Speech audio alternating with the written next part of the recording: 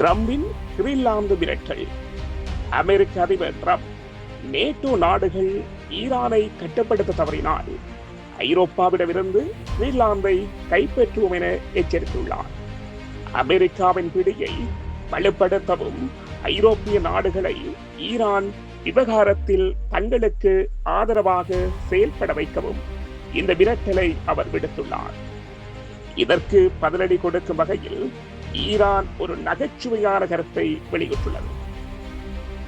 ஐரோப்பாவால் கிரீன்லாந்தை பாதுகாக்க முடியாவிட்டால் எங்களை ஈரானை அடையுங்கள், ட்ரம்பிடமிருந்து நாங்கள் அதை பாதுகாப்போம் என்று ஈரான் நகைச்சுவையாகவும் ஆக்ரோஷமாகவும் பதிலளித்துள்ளது. இதன் மூலம் ஈரானின் இராணுவ கரம் உலகின் எந்த பகுதிக்கும் நீளும் என்பதை அவர்கள் மறைமுகமாக உணர்த்தியுள்ளனர்.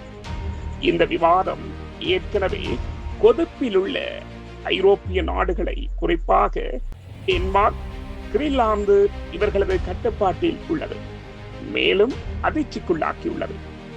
ஒருபுறம் ஈரான் மீது பொருளாதார தடை விதிக்க ட்ரம்ப் அழுத்தம் கொடுக்க, மறுபுறம் அவர் ஐரோப்பிய நிலப்பகுதியை கைப்பற்றுவேன் என மிரட்டுவது நேட்டோ கூட்டணிக்குள் பெரும் விரிசலை ஏற்படுத்தியுள்ளது.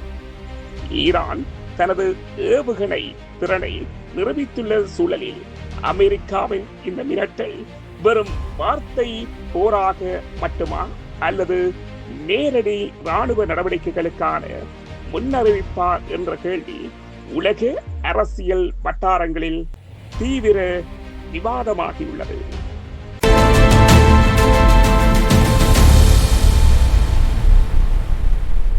இஸ்ரேலின் அணுசக்தி திட்டங்களின் இதயமாக கருதப்படும் டிமோனா நகரை ஈரான் நேரடியாக தாக்கியுள்ளது. ஈரானிய ஏவுகணைகள் இஸ்ரேலின் தற்காப்பு வளையங்களை மீறி குறிவைக்கப்பட்ட இலக்குகளை துல்லியமாக தாக்கியுள்ளன. இது இஸ்ரேலின் அணுசக்தி பாதுகாப்பில் பெரும் பதற்றத்தை உருவாக்கியுள்ளது.